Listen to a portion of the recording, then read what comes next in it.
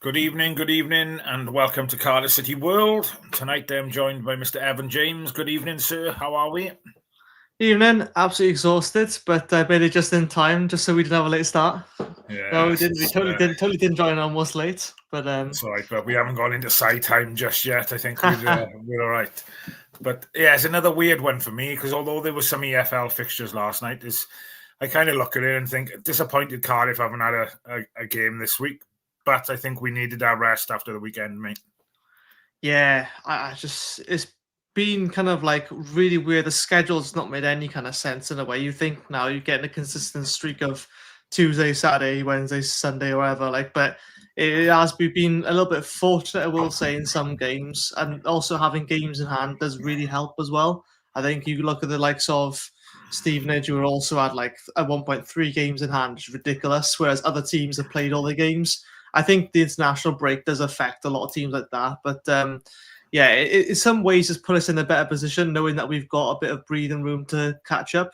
But at the same time, we still got to play all those games, haven't we? So yeah, and I looked at it like you said. I think Stevenage at one point they had a game or two in hand on us. Obviously, they played last night and they won, didn't they? So I think they go a point above us now. But obviously, we're on the same amount of games, but we do play them twice now in December. So yeah, that'll be interesting. So I know we said we haven't got a game this week. Obviously, we got a game Saturday, and the fixtures do come thick and fast. I think between the Saturday's game and the end of December, there's 8 fixtures. So we'll have a little look ahead to some of them.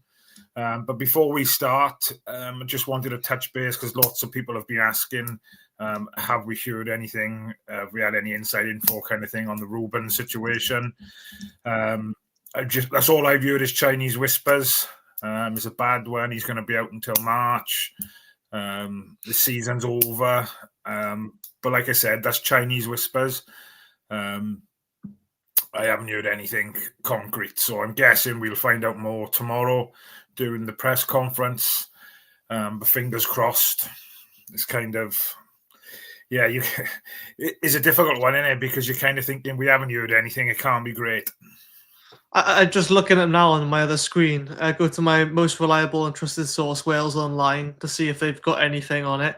But all I'm seeing is, people speculating in terms of who's gonna, what's the 3 potential solutions to Cardiff City's big new problem, which is the attacking midfielder position. I think we've got a number of players who can play in that position, but at the same time, it's you don't just chuck anyone in there. I mean, I'm not sure who your obvious choice is for his replacement, but I mean, I don't want to say replacement as if he's replacing the best player ever, but whoever we put in Rubin Colwell's position, they're not going to have the same effect as Rubin Colwell would have, if you get what I mean, even if they play as well as him or better. No, and I know we've touched upon it, and various other guys have touched upon it. But we've got a couple of options here. Willock could play there. Kellyman can play there. Potentially Ashford, Robinson, Robertson. So we got plenty of options here. I just think it gives another opportunity for someone else to come in now and kind of stake their claim for the shirt. Don't get me wrong. I'm a great fan of Rubin. I know there's plenty out there that perhaps still, are not quite happy that he doesn't perform on a consistent enough basis. But, I think he's kind of found his level this year, if that's the right way to say it, and he's performed really well for me, and I think we will miss him. But like I said, I think it just gives another player an opportunity now to come into the team and work hard, and try and make that number 10 shirt, then shall we say, their own. Yeah, I think I think with Rubin, I think a lot of his stuff kind of goes, and I appreciate it. I think Sai makes great note of this as well. Is like the amount of pressing he does.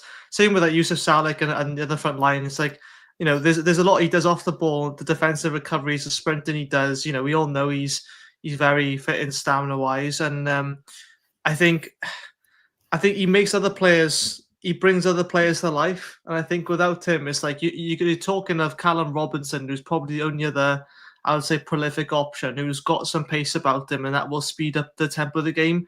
I think I love right now. I love Willock and everything. I think he's come back as well, and his debut back, let us say, he scored. And I do think he's a number 10, but when I look at people who try to increase the tempo of game, I don't specifically look towards him. Alex Robertson, should I say? He's been tested more as a deeper role at the moment. Do you mess around with that then and put him forward again? I mean, I think the way he's sort of come back, he's been quietly confident. He's done the fundamental stuff really well. Do you sort of rock that boat? And then you come to the Turnbull and it's like, well, It's interesting, isn't it? Because obviously we don't know the situation with Joel Colwell, because obviously he came off with a gash on his knee. Now, it looked as if it was right on the kneecap. Now, I don't know how bad the gash was, if it required stitches, but you can imagine having a gash on your knee, and it's gonna take some healing, that is, because that's, is, unless, do you know what I mean? Is in an awkward position whereby you're bending and you're straightening your leg all the time. I wouldn't imagine is a quick healer, really, to be honest. No, I think at this point you've got to use. I think am I right in saying that Callum Robertson didn't feature in the Northampton game? I think he was on the bench, or yeah, correct, yeah. Yeah, I think at this point you've got to get him involved, because if he doesn't now, he'd be thinking, what have I got to do to get some minutes? I mean, I know he's been patiently on the bench, and it's mad to think you'd have someone like him on the bench. And I know Yusuf Salih's going to be rotating a bit, but you can't really drop him because he's still scoring goals even when we don't look likely to score. For me, I know a lot of people disagree. I think Callum Robinson could go in that number 10 because he naturally drops deeper anyway. I mean, you saw Yusuf Salih doing it against Northampton to win that free kick that he celebrated. But we don't want the likes of Yusuf Salih, who's a natural poacher, to be dropping back when you've got someone like Robinson, maybe even Isaac Davis to rotate in there, or Willock. It's not be easy, but I think it forces us to be more creative now until at least January. Yeah. Lewis says Joel's fine. He's been back training this week. Awesome. Yeah. Cheers, Leo. Obviously, we mentioned Kellyman there. And, Rhys David Evans has just put a comment in there about Kellyman. He doesn't seem to enjoy the tracking back and supporting Capaccio. So a free roll of 10 might benefit him and allow the likes of Ashford or Davis to start wide right. He wouldn't like Bullet then, would he? Christ, he's all about that. And what's your opinion on, say, playing Kellyman in that 10 role now? Say, for example, then Rubin's going to be out until March. Potentially, we've only got Kellyman at the moment until January. We don't know if Chelsea are going to extend that loan period. Do we do it as a short-term fix, or have we got to look at the bigger picture, do you think, and get someone in there who is going to be at the club until March? Do you know what I'm trying to say? Yeah, I think it's difficult because I think we're all expecting Kellyman to probably be till January, and that's about it. But he's still not 100% fit. He's been quite quick that he's actually come into the squad, if I'm being honest.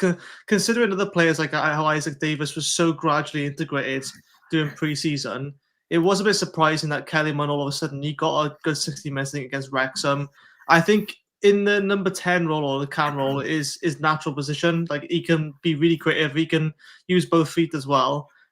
I just think though, it is that question then. It's like, do you prioritize just doing a job for the time being, or do you try and find someone in there who's going to fit them more long term? And to be fair, I wouldn't be against, with the amount of people saying it, I'd be happy with Kellyman being in there. I mean, whoever does the job, if we get the result, we get the result, no matter who plays there. I just worry that we're gonna try and test Turnbull in there, for example, when it's already going amazing. And don't get me wrong, I loved him when he signed.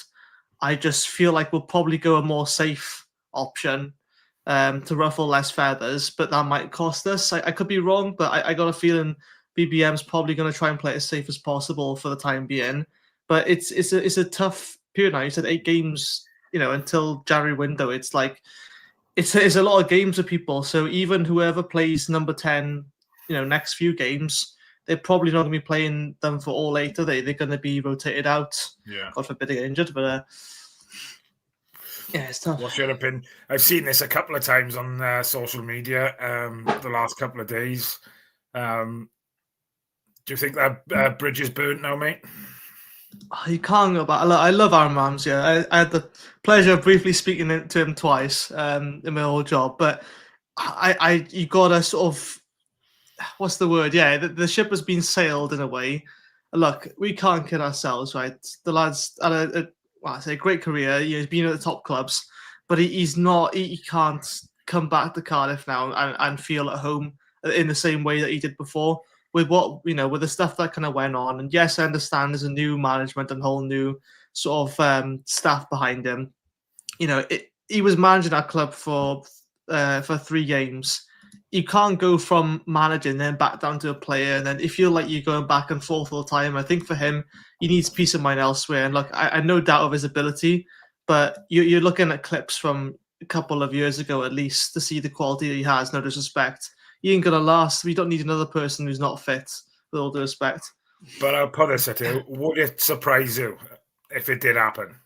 Oh, I would be happily surprised. Don't get me wrong. I just think if we've let go of roles, it'd be such a Cardiff thing to do it. I think it'd be such a Cardiff thing to do it for it to happen. I would be happy. I completely agree with you. I think he's a legend, and what he's done in the game is fantastic. Unfortunately, when he come back, he was probably at the wrong stage of his, the wrong end of his career. Really, it'd be nicer if he'd come back a couple of years prior. But that would have never happened, really, would it? No, let's be honest. And that's credit to him and the work that he's done, to get to the level he's been at. But yeah, it's like I said, I think the bridge is burned, the ship has sailed, and I wish him all the best. I don't know whether I think I've read a couple of things about him. He wants to go into coaching now, so I wish him all the best if he comes in a coaching capacity. I don't know if that's going to happen. I doubt it, but. Yeah, I wanted to bring it up because somebody put it in the comments, and I've seen it a couple of times over social media the last couple of days. But I want to say as well. Sorry, I want to say I am a big Ramsey fan. I will say that. I just know when the ship has sailed, and I understand people come back, but to me, it just makes no sense. The same way of like bringing back Warnock when we were in the best place. It's like as much as he could have done a job, it's not looking long term. And I think Ramsey would probably prefer to Craig Bellamy with the Welsh squad. I'm really happy for what he's done anyway, even though he had a short spell. It's just we can't have another player on the injury books, No. So, right, I'm going to jump into the comments quickly, and we'll probably catch up because there's a few gone in there. So just have a fly through these. Evening, Steve. Hope you're well, mate. Paul doesn't miss a show. Cheers, Paul, for tuning in. Lewis Watts going back to Rubin's injury. Apparently, he's out for 1 or 2 months. I think I'll be glued to my phone tomorrow for the press conference, so it'll be interesting to see what comes of that. Mark and Ash, good evening, buddy. Colwell's out, but Tanner's back. Yeah, he's back on grass. He's not far off, is he? What manager used to say that? Was it Steve Morrison? Or was you? Oh, yeah, he's back. Oh, is it him?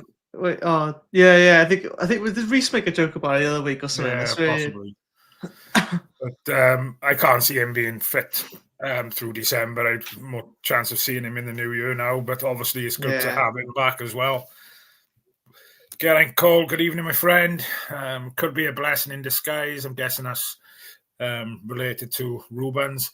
I wouldn't necessarily agree with that. I wouldn't say blessing, but I get what you mean. It could be an opportunity for someone else, But Paul then goes on to say Robertson or Willock or Ashford or Isaac Davis or Robinson in the 10. Not many options, is it?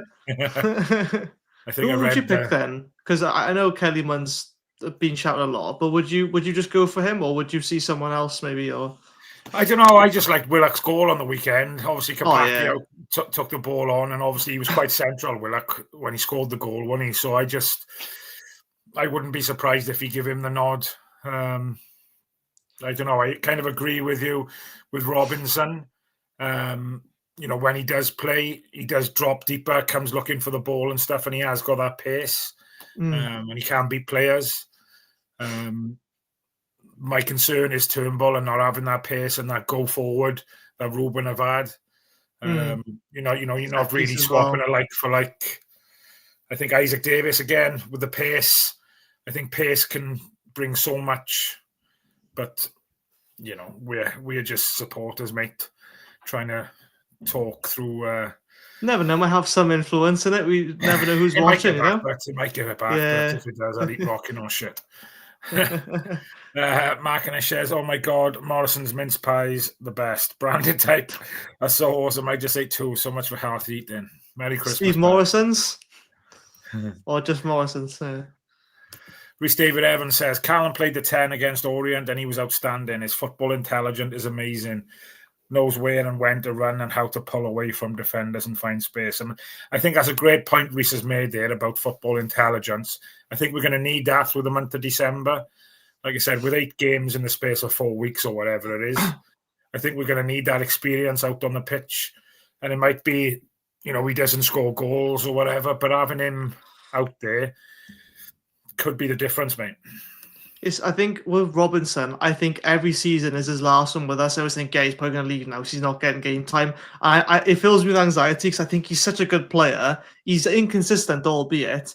But I look at the player he used to be at. He's not miles away from hitting that. It's literally just a consistency thing. I think obviously with having better players around with him when he was at West Brom in the Premier thing, it's like, of course we can sort of like fantasize about that, but he's still got the stuff in him. I think he just gets a lot more easily frustrated than Salih. I think Salih's a little bit more patient. Equally so, though, you can see he gets frustrated with the contact. I think with Robinson, it's like he feels like he almost has to drop into a number 8 role to get something moving sometimes because, Yeah, and I don't think he's had that consistent run in the team this year. He's, no, he hasn't had it. His performances, he's been coming off the bench for 15, 20 minutes here and there. So, he scored 4 or 5 goals for us so far this year, hasn't he? So yeah, it's not bad. Like you said, we all know he's capable of doing it. So I wouldn't be surprised if he plays him Saturday, especially at home as well. But we shall see. Agree with this comment as well. I think Ashford would do a great job. Yeah. He's energetic, tracks well, and puts a shift in. 100% agree, mate. And I think that's something Rubin's adapted in his game this season, his ability to get around the park and the pitch. I think his fitness levels have gone through the roof this year.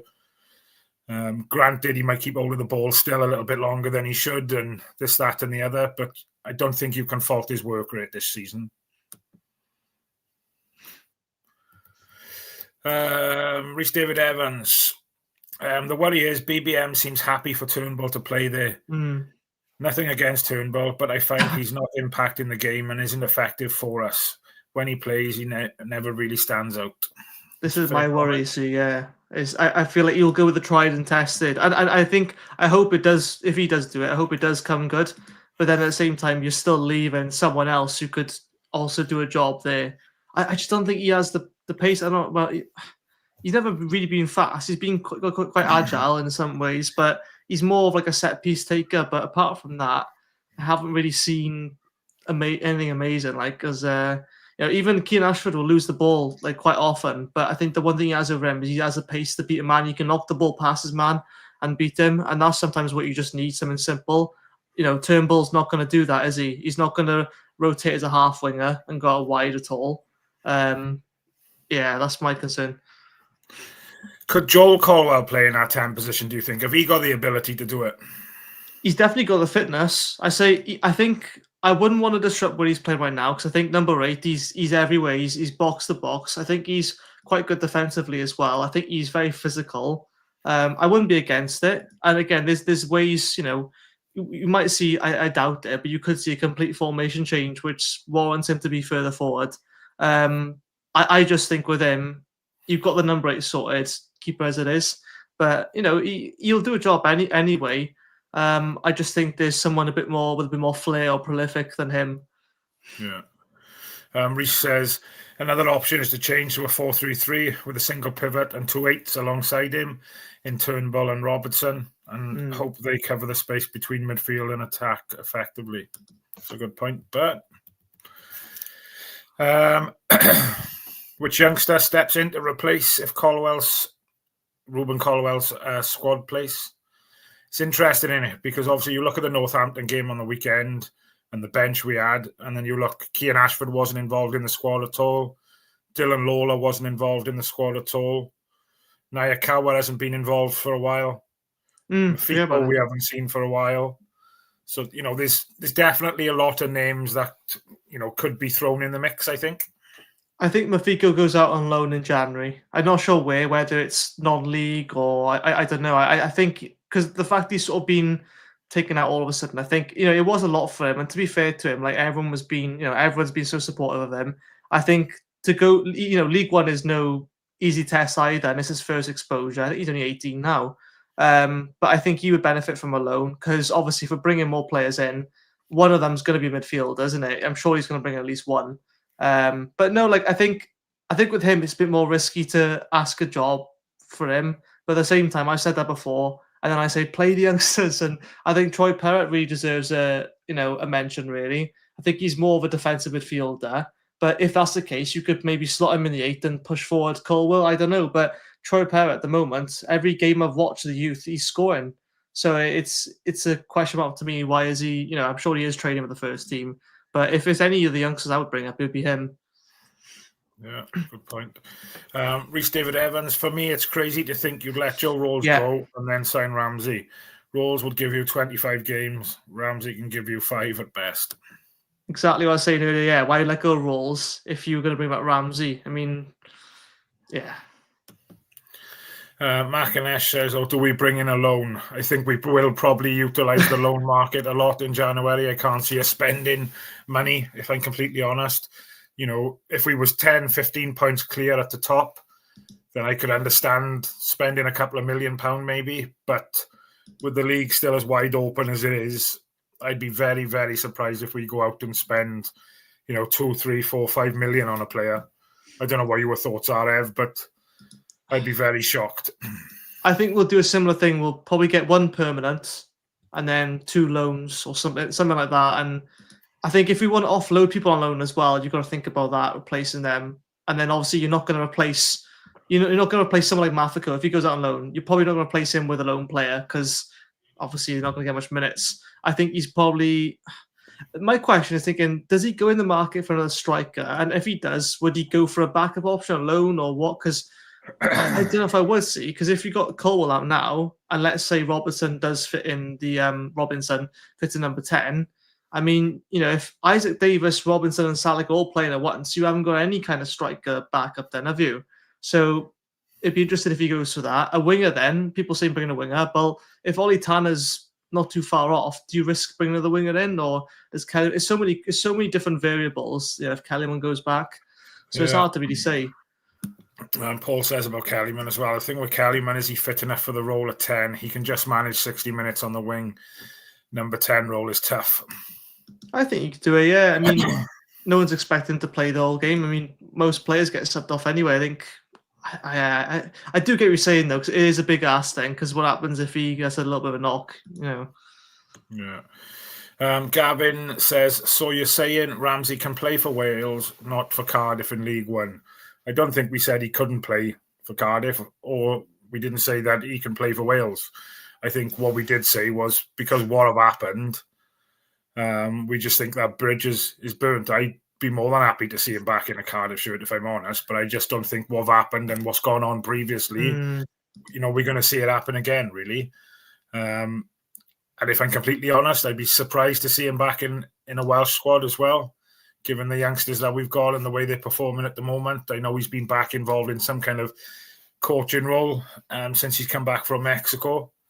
But who knows, but you don't know what's around the corner, do you? How old is Ramsey now? 34? I think he's 34, yeah. It's well, hypothetically put it, right? And this is no relation to any situation. I have to say allegedly, just in case people take it literally. But let's say if your manager fired or let you go from your job, right? You found someone else, then all of a sudden he's asking, you can come back now and we'll pay you even less or whatever, something like that. Like, I mean, it doesn't matter who you are. You're not going to really have the most urge to go back there, are you? And again, that's a very hypothetical out of context. I'm not saying that's what happened at all, because I don't know what happened. But it's that kind of sort of feeling of like, as much as he might want to come back, it's kind of like the ship sailed, like you said already, isn't it? It's not really the best welcoming, is it? No. But like I said, if he did come back, I think I'd be fairly happy. I know the others that wouldn't be, but we didn't say that he could play for Wales and wouldn't play for Cardiff. Just wanted to get that out there. Rhys David Evans says, Horvath is back in January. Slot him in the 10 position. Can't be any worse than playing in goals. Rhys, don't be bitter about it. No comment. We just touched upon this. So funny enough, Half-time on, just put this in there as well. Can't Joel take his brother's position at 10 and keep Robinson with Wintle at 8 and at 6? Probably the safest option to go with, really, isn't it? It's tried and tested. It's not something I would be disappointed if I seen that team sheet come out on Saturday, mate, if I'm completely honest with you, because I think Joel's proven that he's a workhorse. He'll get about. He's not afraid to fly into challenges and things. He's skillful. He's quite pacey as well, isn't he? He's still young. He's still learning. He's still developing. And I think, he's good enough. So why not? Exactly. He's got the aggression there as well. I think his brother sort of teaches that in terms. It's the brother rivalry, but I think it's also gives him a point to prove to make himself known a bit more. Because let's be honest, the number 8 role or number 6 probably doesn't get as much credit as someone who plays the attacking role. But it's whether then that affects the game plan, because a lot of times you see number 10s play as half wingers and then they go out wide, and then like we always done, we have so many players out wide sometimes and no in the midfield. I just hope that we don't revert back to that type. But yeah, I'm sure he will do a job. I reckon it will be that 3 in the midfield. Excuse me. Maybe we can loan Turnbull out to the Jacks to help their relegation battle. Oh my God. I don't approve of that comment. No, we'll skip that one quickly. Ashford is strong for a small lad. I love Ashford. I think his work rate and his work ethic is fantastic. He's not afraid to track back and help. And again, I wouldn't be disappointed if you give him a go in that 10 role, because he's going to work back and track back as well. That's his natural position, really, number 10. I mean, I know for the youth academy, he played as a striker, but even then, he was more of a false 9 at times. And I think him and Isaac Davis, they don't look like massive lumps, but they are really strong considering their physique. I think it's just the energy you get from them. They're going to run around like madmen for 60 minutes at least. Reese also says Joel was 10 for Cheltenham, 1 player of the year for them. Very intelligent player. So yeah, I suppose it was a bit of. I don't think because when he finished his loan at Cheltenham, didn't he, at the Christmas time or the January, went to Exeter, and then went to Exeter. And Reese will back me up with this, or he'll shoot me down. But I'm sure Exeter had him playing games at right back and stuff like that, and I didn't think get so. that. Yeah. I think he was started more as the number 6 for Cheltenham, but then when they saw he had that, it moved him further forward, which I don't blame him, to be fair. Reese says Liverpool did it to us previously. Is it Gruitch? He had to play like 90% of games. We paid a big fee. Do the same with the youngsters going out on loan. Midfield loan will come in, says Reese. It's the only way we'll sign a midfielder on a perm is if we sell one. Yeah. Oh, yeah. Simic, let's see. Off topic, but how is Simic doing? It's probably a video for Side to have a little look at, really. He's probably doing a bit of digging on the ones that we've got out on loan. I'm not 100% sure, but I can see Evan typing away by there. So I'll give you an update in a sec. He's going to give us the lowdown now in a second. So bear with us, Gray. Reece David Evans have had his fucking Weetabix today. Look, he's typing like his thumbs are hurting. Can never tell how much injuries impact player abilities. We don't know or won't know for a while if Tanner has lost any pace due to the injury. Good point, Bert. Reece says, couldn't justify Ramsey in a Welsh shirt. Can't get league games anyway. Can't even go to 2 or 3 games without serious injuries. If he goes to the World Cup ahead of anyone else who's playing, it's shocking. I've got an update on Simic, just to give you a little insight. He's not blowing them away by any means.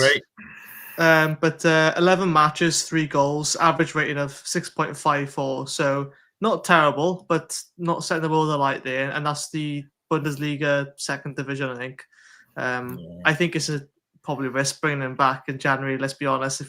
He's not going to get used that much. And I don't know, maybe the man just sees something in him, but I think it's just safer just to leave him out on loan. But again, you're looking at the end of 21s. I was really impressed with Luke Pearce in the Arsenal game. I know he came on second half and he went off injured again, but he did play and he did score. Was it yesterday or the day before, I think, for the 21s?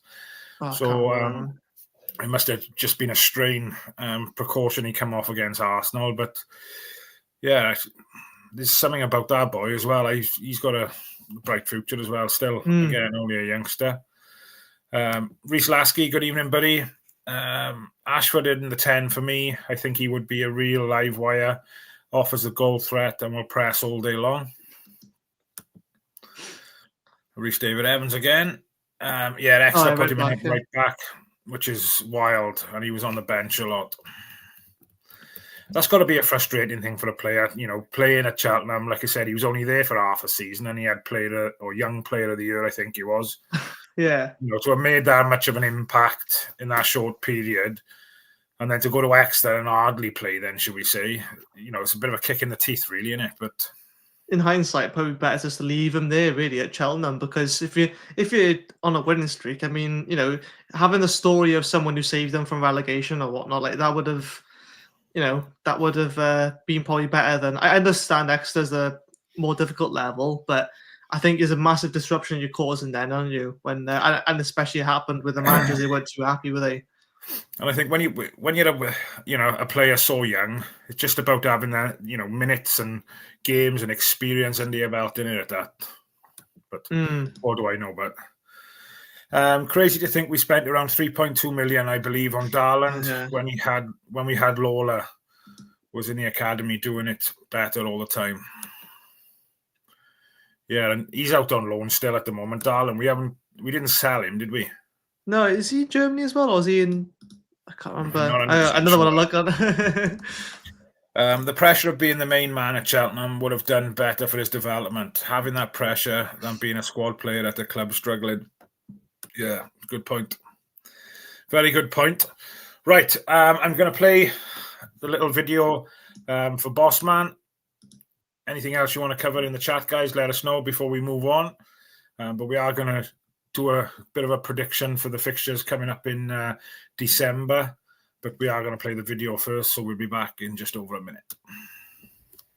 This episode of Cardiff City World is brought to you by Coral, the proud sponsor of the TalkSport Fan Network, here for all kinds of fans. For the armchair experts, whether you're constantly negative, overly positive, or maybe even the instant over-the-top reaction social media guy or girl, for the football fashionistas still clinging to the legendary terrace fashion of yesteryear, or the best retro gear from Michael Thorne, the nostalgia merchants dreaming of the old lady Ninian Park, or still celebrating Campbell's goal in the Millennium Stadium, whatever kind of fan you are, with Coral's free-to-play reward shaker with a guaranteed daily reward or offer throughout the season, simply shake your phone to win.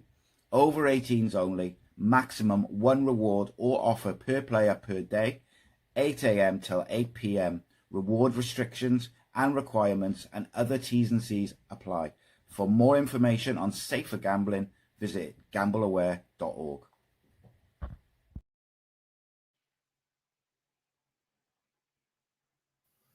Happy days. Right, before we go on to talk about the fixtures through December, obviously Mansfield at home on Saturday. Great to be back at Cardiff City Stadium. I don't think Mansfield have had a great record so far. They've had a bit of an up and down season. I think they're 13th as it stands. Yeah, better than I thought they would be doing, to be fair. I thought they would finish bottom the season before the season started. I looked at this squad last season.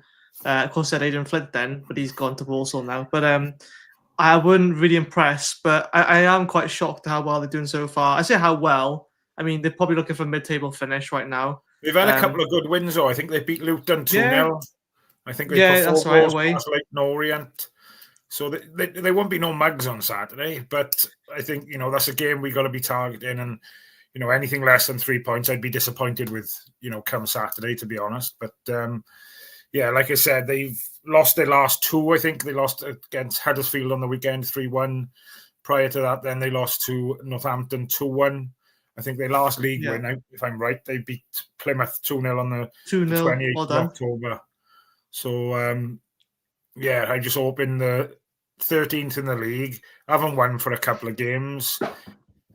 It's typical Cardiff to lose 1-0. See, I'm thinking a 1-1 draw. I don't know why, because I'm actually going to see a game for once. I'm actually the last game I saw was the Peterborough opening fixture because I've just been working most days. So like I just haven't really been. I haven't had the time to see a game properly. But I just feel now it's just my luck, right? Sod's law, if you call it. We'll go there. And look, I don't think it'll be a boring game by any means. I just, for me, it's a draw is written all over this, and I hope I'm wrong. I hope we do win because you look at Mansfield, it's a team we should beat. But how many times have we said that we should have beat Port Vale and Burton Albion? And like, I hope this is a sign for change now with the winter coming up. These are games we have to be winning now because we're going to be facing Stevenage in the space of like a couple of weeks, between Christmas and then, and we want to get some wins now before people get a chance to recruit some players in that can save them. Especially, we've got some of the bigger teams as well. Obviously, there's going to be one enforced change come the weekend, but do you think there'll be any more? I don't know. It's quite dangerous to tamper with it, isn't it? Nathan Trott solidified his space. Do you bring back in Lawler and Fish, or do you keep Chambers and Fish because it worked all right? I would, as much as I want Lawler to come back in, I think maybe you just keep it as it is, but with that one change, just to see how that one change number 10 affects things. I've got a funny feeling, right? And I don't know what your thoughts are and people's thoughts in the chat about this, but obviously the second half on Saturday, Perry NG come on to try and tighten things up at the back, and Kapakio kind of moved forward. I don't know what your thoughts are, but bringing Perry NG on for Kapakio, but putting Kapakio up as a right wing back and moving Kellyman into that 10 position. Yeah, I don't hate that. Everything else kind of stays the same then. So, like you said, depends what position we're in, really. Yeah, I think. Yeah, I'd love to say once we're 2-0 up, we can sort of bring on. You know what I mean? Like the thing is, I want to see us go all out again, like we did before, and I'll say we have to annihilate a team like 4-5-0. But Dylan Lawler was saying that in one of his interviews a couple of months back, and say we want to annihilate teams. Clearly, the manager's in and that they want to purely dominate in every way. And look, whilst it's unrealistic, all I care about is the fact that we don't sit on a 1-0 lead, because that's the most dangerous thing we've done all season, really. Apart from that, I can't be too disappointed with how we've performed. What's your opinions then? Are we gonna 3 points on Saturday? Sure, why not? I don't know why. For some reason I just have that drawing feeling, which wouldn't be terrible. But I just think it's I am confident we win. We've got so much quality in that squad, but that's exactly the reason why I think we're going to draw. Is because it's Cardiff City way, and it's not my fault. I feel that way about it. At least I don't think we're going to go and lose this game.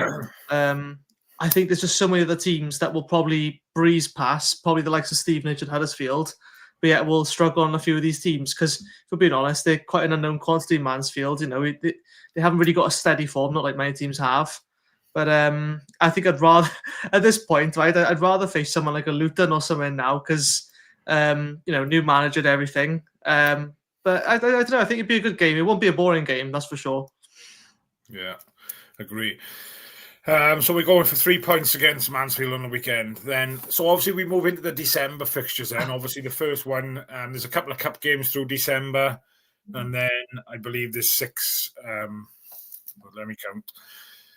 1, 2, 3, 4, 5 league games then, with obviously the 2 cup games. So obviously Wimbledon, I think he's obviously going to play the youngsters again. He did say that.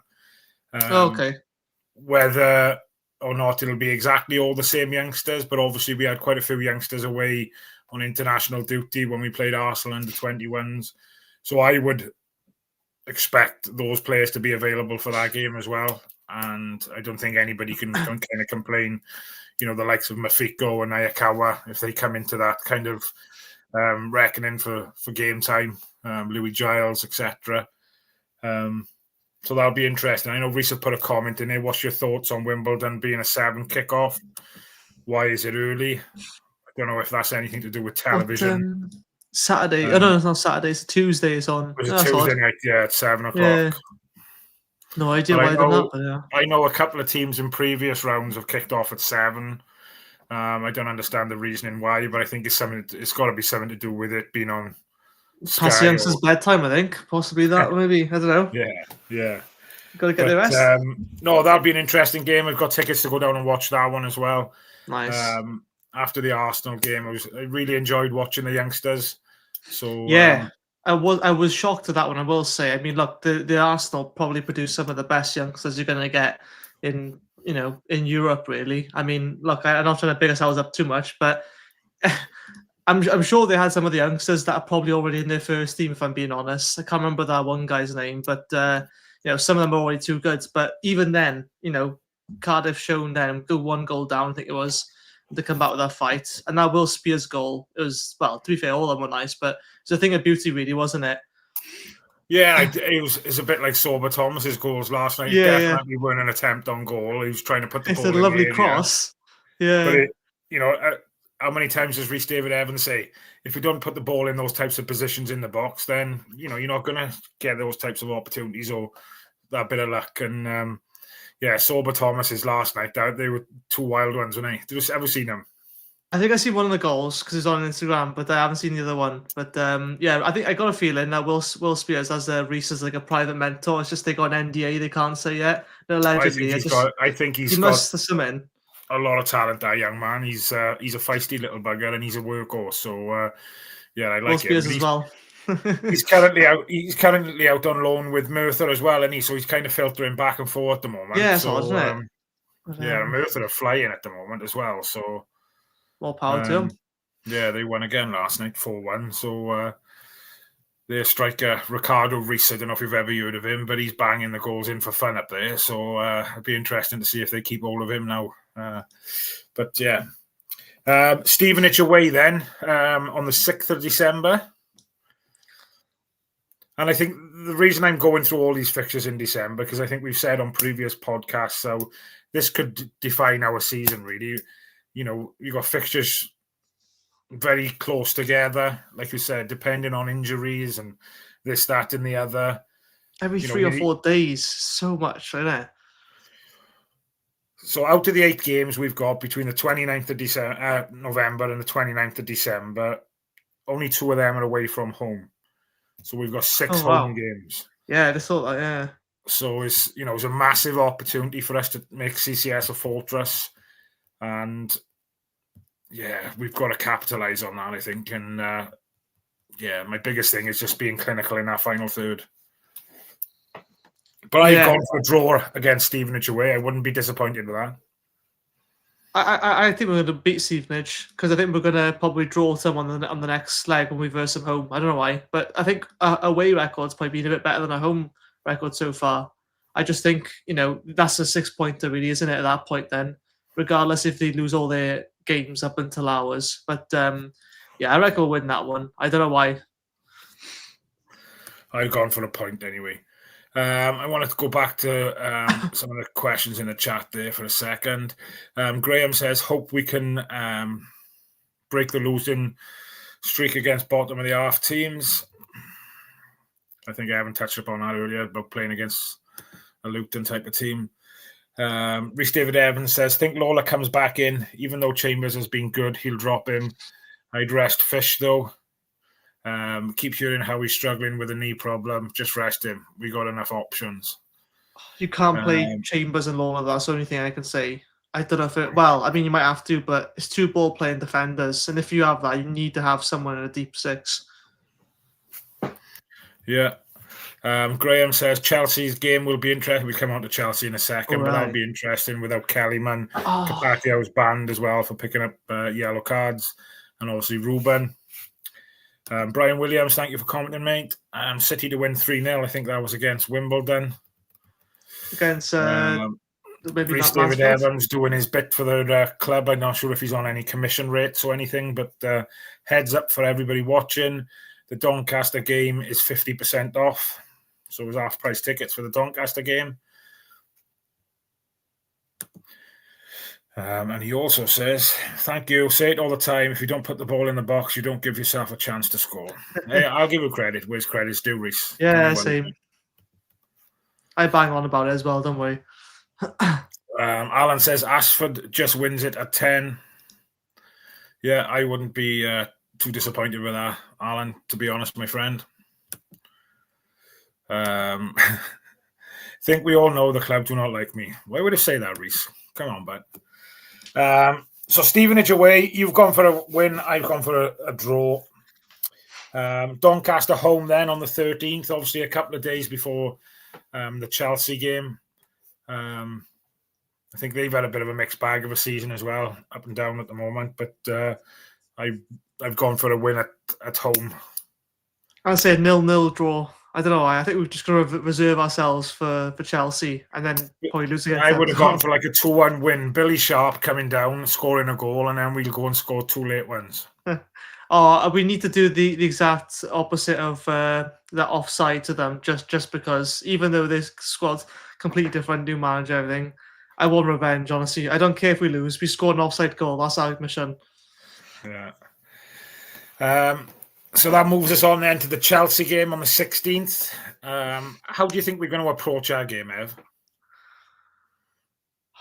He's obviously going to go as strong as he can, isn't he? Yeah, but BBM, to me, he's not the kind of guy that would go like, oh, you know what, we're just going to go all out attack. I mean, I know we kind of did on Blackpool, but I think that was more of an individual player mistakes. He's not someone that's going to go, oh, let's just go 5 or 3 at the back and let's just go for it. He'll keep his same sort of formation. He'll play a strong squad. Let's be honest, with Enzo Maresca and Chelsea, I would love to say we win, and it'd be a massive upset. And you know what? I'll just say 1-0 Cardiff, because why the hell not? I just think that you're going to get a nice crowd for that game, and I think I don't know why, I just get that feeling, because the way we played against Wrexham, right? I said if we play against that, for League One, we would already be running away with the league right now if we played against Wrexham like we did then. And albeit Wrexham were playing a few of their mixed rotation players, but I don't care, because we wanted that game way more than them. I think as long as we want them more than Chelsea, because let's be honest, right? Yeah, Chelsea want to do it, but I don't know. I feel like there's a bit of unresolved conflict. I just got that Leeds United FA Cup game back years ago. It's going to be a dark night under the lights. The place is going to be bouncing. I was looking at the ticket sales earlier, and there's very, very few tickets left. There's quite a few, obviously, in the family end, which there kind of always is. But yeah, I'm hoping the place is going to be absolutely bouncing. It's going to be a great night, like you said. I don't think we can go into that game with nothing to lose. We're not expected to come away and beat them, to be fair. And that's the magic behind it, really. That's why I think we'll really give it all. I reckon 97th minute header from a corner, Nathan Trott in the goal. He would come up for the corner. Hey, well, what's that? I mean, no, it's like I'm obviously a mess a little bit, but yeah, like you said, I think it's just what's to lose. You know what I mean? Like you're probably gonna be out of the cup. Let's be honest, no disrespect. So throw everything at it, without getting injured. Yeah, and for me, it's a game that we're not expected to win. Let's just get through it injury-free. Yeah, and, God, yeah. Move on then to Lincoln away then just before Christmas. So 20th of December, we go Lincoln away. That's another trek for the travelling fans who go away. Obviously, I know friend of the channel, Mr. Gavin Gordon, does a lot of work behind the scenes at Lincoln. I think he does some talks and things, and I'm not sure exactly, but I know he'll be there for that game.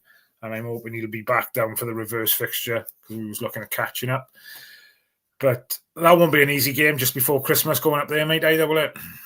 I'm really excited for that one. I don't know why. I think Lincoln is such an underrated team right now.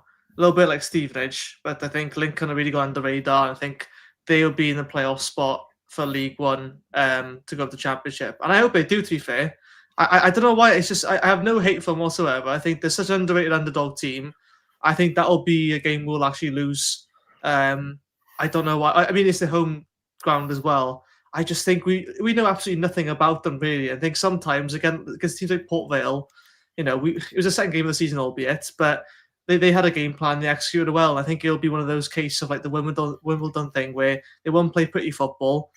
But I think that'll be our one sort of dodgy performance.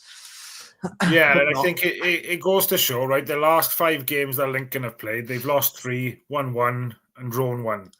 So obviously they're not on great form, but they're still 4th in the division on 28 points, 1 point behind us in second. So I think it just goes to show how good of a start they did have. And obviously, let's not take anything away from them. Again, it's not going to be an easy place to go. But I'd be happy with a draw up there, to be fair. So I've gone for a draw. Boxing Day then, luckily enough, we're home this year against Exeter City. Now, I know we've talked all season about putting teams to the sword, but I reckon that could potentially happen Boxing Day. What do you mean by that? In a good or bad way? In a good way, but I think I can see us putting 4 or 5 past Exeter on Boxing Day. Again, mad flashbacks of Oxford. It's just, I know it can't happen twice, can it? It can. But no, I think those who know that reference. No, I think you're right on that one. I think Exeter for me are in the bottom 4 coming into the season. My prediction. So I think we're bound to at least someone. I reckon we'll stick 4 past them. We did struggle a little bit in the cup, but then again, we didn't have a full squad for that. And their ground as well was so weird. It was like a ghost town there, but no like atmosphere ever. So having them home, I think we'll stick 4 past them. I reckon maybe not clean sheets, but we got super Nathan Trotting goals. Yes, 100%. And then obviously to finish us off, then the Stevenage home game on the 29th. I've gone for us to beat them at home. I think I said earlier we'd have a point away. I think I'm being slightly optimistic, and I think it's difficult to look too far ahead because we should be taking it one game at a time. Really, as I said, not knowing what injuries we're going to pick up and things like that now, and suspensions, this, that, and the other. But I think it's nice to be optimistic, mate, in it, and we'll have 3 points to finish the year and go into 2026 in the right manner. I reckon we'll get a point through that one because I said the last one would win. I think at that point we're probably all dying for the window to come. Then thinking, I'm sure. Like, I'm not to be too pessimistic. I think it's just a case of with the injuries we've got and everything now, we just it'd be a relief to get a point that say, oh, thank God we got through that and it wasn't a disaster. Because if we're being honest, right, it was not really hard to perform better than last season's. And I'd be happy. Like it's like if we don't lose to Stevenage both times, I'll be really happy with that, first of all, because they are a real contender this season and they've always had so many games in hand over us. So it is kind of frustrating, but I reckon we won't lose to them anyway. Well, my predictions, mate, I've got us going through December undefeated in league games. I'm not talking about the cup games. But league games, I've gone 14 points out of a possible 18. So, like I said, I'm very optimistic. I'd probably get shot down in flames, but yeah, what we got. I can't remember how many points I gave myself. On the fly it was, so. Right, just to kind of finish off, because we're nearing that hour mark. I think, also you mentioned there about the transfer window coming in January now. Is there any players that you think, I'm not too sure if we're going to be able to keep him? Obviously, the big one is Dylan Lola. Potentially Rubin could have been another one, but obviously the seriousness of his injury now is probably going to kind of rule that out potentially until the summer. But do you think, is there anybody else potentially teams might come sniffing around? Obviously, we don't know what's happening with Nathan Trott. Have we got until January, or is it until the end of the season? End of season, as far as I'm aware, with the obligation to buy. I think Kellerman's is a long term, but with the option to recall, I think, unless I'm mistaken on that one. But from how he's talking, people are saying he's going to get recalled. But if I'm going to be honest, I mean, I think he is a quality player, but I think he's still quite a bit far off full fitness. And I think if Chelsea are going to recall him, is he going to get involved in this squad when he's, you know what I mean? Like, I don't know. I think if there's one player I think that would probably go, I don't see Turnbull staying around for another 4 or 5 months if the window closes. Then he probably would end up disappearing if the form continues as it's going. Obviously, Rubin, I think he stays anyway. Dylan Lola, I think he will stay till the end of the season, and then you've got a proper look at him. Then I think they'll try everything they can to keep hold of him until the end of the season. And then we worry about it then, really. I think January is such a fragile time, isn't it? This is why I hope that Callum Robinson gets a run of games now, is because I worry that someone might snap him up, and I reckon a championship club, if anything, because someone will be able to get a tune out of him if we don't. Albeit he is inconsistent, but I mean, how many players are really consistent? Even championship level, even Premier League level. There's plenty of championship teams that will take Robinson, and I hope he doesn't go. But every season that comes by, I think he's going to go, and I hope not. But how much longer can you take beyond the bench? You know what I mean? If you're expected I first completely team, get it. I completely get it. It's, he'd walk right into Wrexham's squad, wouldn't he? I wouldn't let him go there. I wouldn't either. No. Yeah, like Paul says, I hope you're right, Matt, in relation to my predictions. Reece David Evans says you'll get teams making formal inquiries, but think we might get a few low ball bids to test the waters. I forgot about Ronan, to be fair. Capaccio, the boy's got Premiership written all over him. Reece David Evans then says Robinson, Turnbull are the two who potentially might leave with a fee involved. Jack Alnwick and Hovarth might leave on a free. Obviously, Jack Alnwick has kind of been in the wilderness, hasn't he? Have you heard rumours that he's back up in Newcastle way, I think? Well, he wasn't including the team photos, was he? No, so I don't know. I don't know what's kind of happened there, because I quite liked him, to be fair. I don't think he was the most...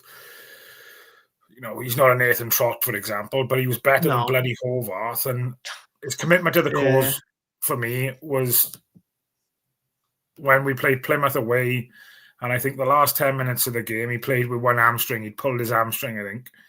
And he played the last 10 minutes of that game hobbling around the pitch because we used all our subs as well.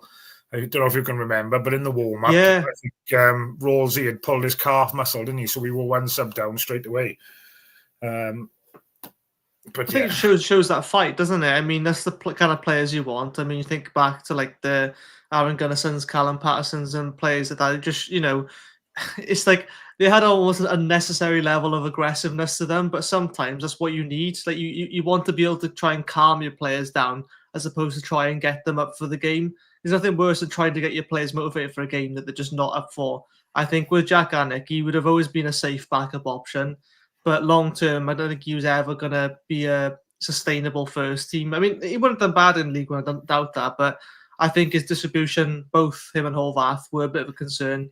But I like the fact now the club have fully invested in Matt Turner. Yeah, I really like him. A youngster again, and they're putting him in the in the firing line, so to speak. I know he hasn't played as much as probably what he would have liked, but he's a young man.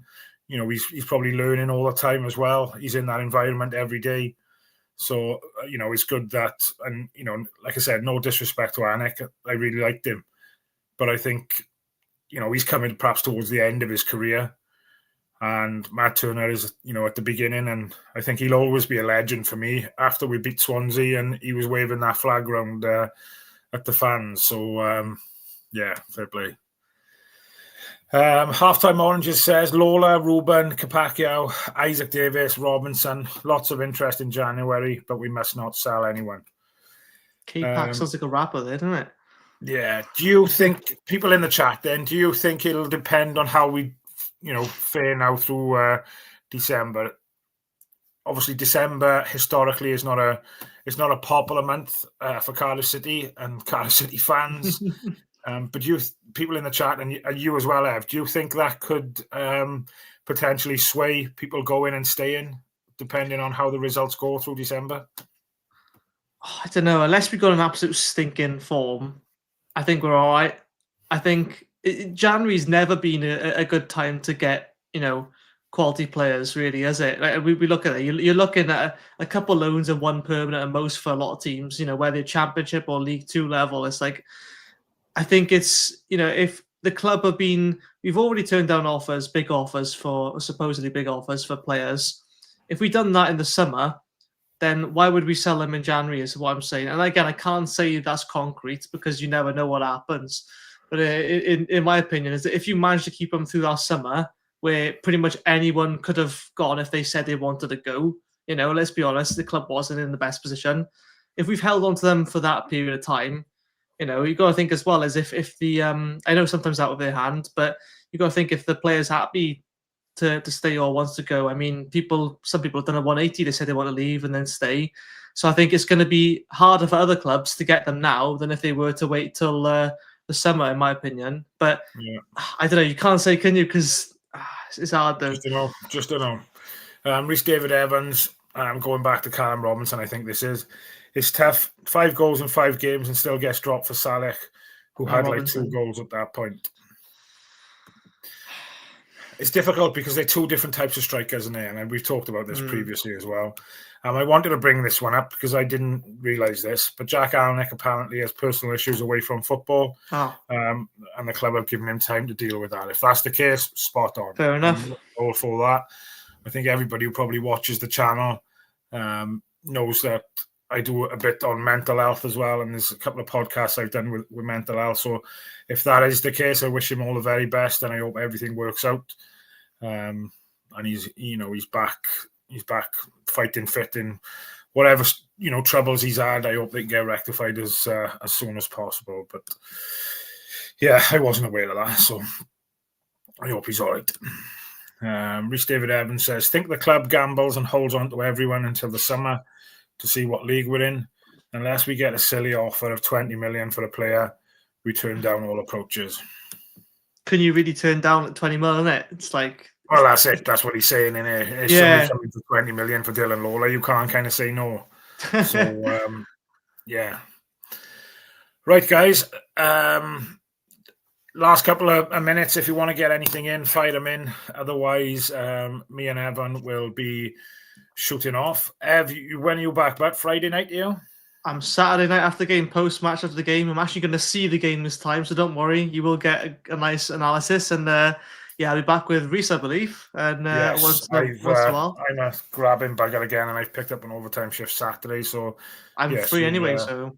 Yeah, happy days jumping in the hot seat with Mr. Rhys David Evans. Hopefully it's a nice show, but and he's not ranting and raving. Well, he rants anyway, but it's just what kind of passion. It's always passionate, isn't it? Whether it's good or bad. I mean, people forget I was the one who coined the term Rhys rants before I even appeared on the show, but I should have got it trademarked at the time. But I suppose people must be disappointed because they haven't seen him rant as much as last season. I suppose we're not used to winning as many games as what we've probably won this year. But I'm not complaining. There's definitely a few rants still left in his locker, I'm sure. I think, I'll quickly say, with me and Rhys, I think we do agree on a lot of things. I think we just have different ways of saying it. But at the same time, I like the one thing I will say that does frustrate the hell out of me, whether we win, lose, or draw, is how reluctant we are to just put the ball in the box. And I keep saying, and I know you say as well, like the Will Spears goal is just prime example of him intentionally crossing it.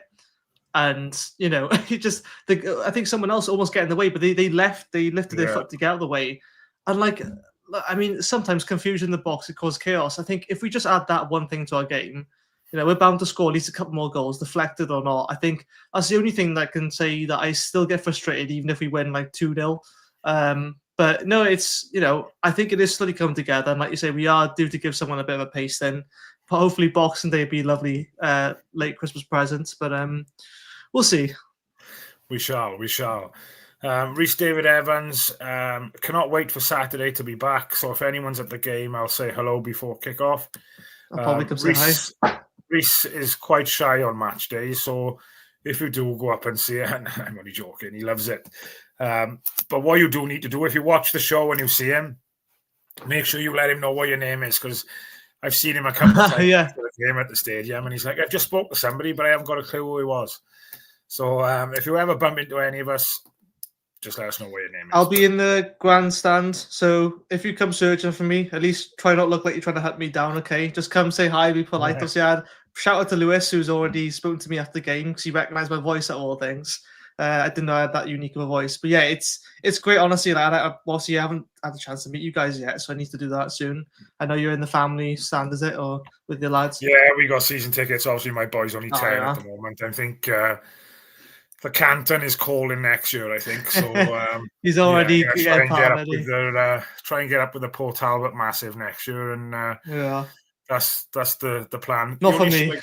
The only issue I got next year and is I think I talked about it on Saturday. Like, my boy plays grassroots football now, and they play on a Saturday. Now next year is 11:30 kickoff, so it's going to be ball ache, really. But I'm sure you can make something work. His mother will have to bring him down to the games, perhaps. But we'll see what happens. Meet me there, type of thing. But we'll see. But yes, Rhys says, always feel like my rants are justified and not over the top, and I'm always quick to give praise when I deserve it. Don't disagree there, mate. Yeah, hope we get good officials. Great show, boys. Alan, top man, appreciate that. Thank you. I'm not. That's the one thing I'm dreading is the ref. Not banking. Have they named the officials for the weekend yet? I'm not sure. If they have, somebody pop it in the chat after the video's gone live. As you know, the live video ended. Also, everybody who've tuned in tonight, if you can put your score predictions in the chat after we've ended the video on the YouTube channel, that'd be great. And Reese again says he wants to meet everybody on the weekend. I should be at the stadium at 2:15 or 2:20. So if you're outside the ground, let me know. I'll come say hello. You need to finish work earlier on a Saturday. Reese, get there earlier. You get extra bonus points on your rewards if you go in earlier. Right, Ev, top man for joining. I know we've gone slightly over. Do appreciate it. I shall catch up with you soon. Thanks everybody for tuning in tonight. Much appreciated. Loads of comments, lots of interaction. If you're not a member of Cardiff City World and you would like to be, you can scan the QR code in the top corner, or you can join via the Cardiff City World YouTube page.